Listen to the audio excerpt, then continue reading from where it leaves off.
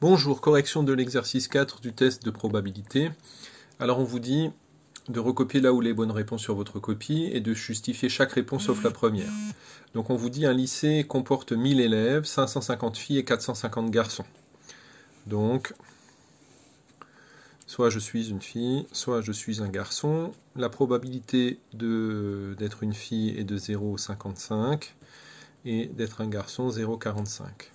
30% des filles sont demi-pensionnaires. Donc demi-pensionnaires sont ceux qui mangent à la cantine. Chez nous, tout le monde est demi-pensionnaire.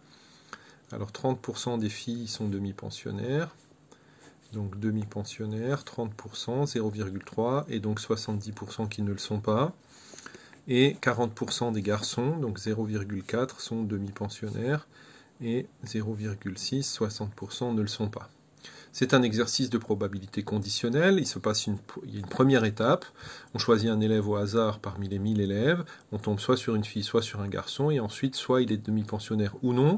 Et les probabilités d'être demi-pensionnaire dépendent du fait d'être une fille ou un garçon. Et donc, ce sont bien des probabilités conditionnelles. Alors, première question.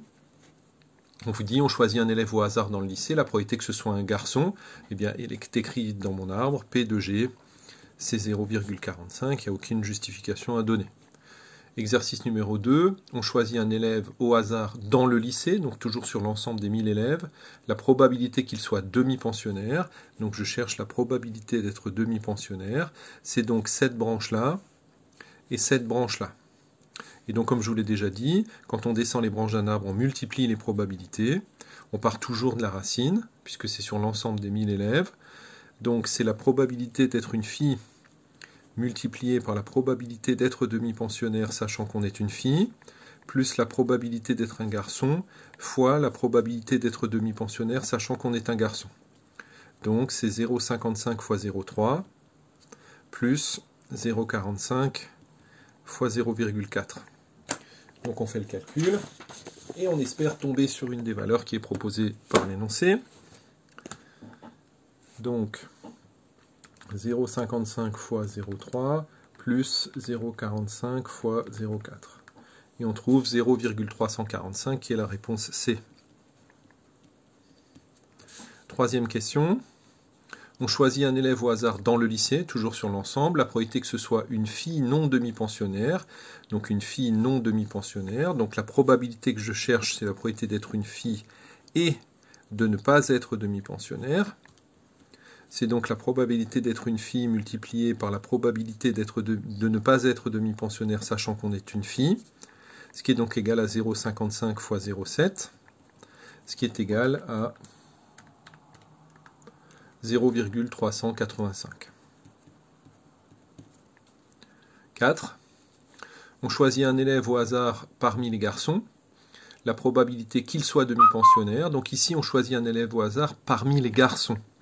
Donc c'est une probabilité conditionnelle. On ne travaille plus sur l'ensemble de tous les élèves, mais seulement parmi les garçons. Donc je cherche la probabilité d'être demi-pensionnaire, sachant que je suis un garçon, enfin qu'on a choisi un garçon. Et ça, c'est une probabilité qui est dans votre arbre. La probabilité d'être demi-pensionnaire, sachant qu'on est un garçon. Demi-pensionnaire, sachant qu'on est un garçon, c'est là. C'est 0,4. C'était donné dans l'énoncé. Et la question 5. On choisit un élève au hasard parmi les demi-pensionnaires. Donc c'est déjà une probabilité de quelque chose, sachant qu'on est demi-pensionnaire. C'est la probabilité que ce soit un garçon. Cette probabilité-là n'apparaît pas dans votre arbre. La seule possibilité, c'est donc d'utiliser la formule générale des probabilités conditionnelles. C'est la probabilité d'être un garçon et d'être demi-pensionnaire divisée par la probabilité d'être demi-pensionnaire. La probabilité d'être demi-pensionnaire, vous l'avez déjà calculée, c'est 0,345. La probabilité d'être un garçon et demi-pensionnaire, c'est 0,45 fois 0,4. 0,45 fois 0,4. Donc 0,45 fois 0,4 divisé par 0,345, on trouve environ 0,52 à 10 moins 2 près. À 10, oui, 10 moins 2 près. Voilà pour cet exercice 4.